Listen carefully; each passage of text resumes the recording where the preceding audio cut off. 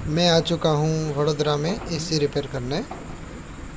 हमने एक काला एसी काला आ रहा रिपेयर है। किया था, उसका कंडेंसर चेंज करके एल्यूमिनियम कंडेंसर था, उसको हमने कॉपर में कन्वर्ट किया। फुल करी और अभी तो भी काला काला आ रहा है। उसकी गैस डालने का प्रोसेस चल रहा है।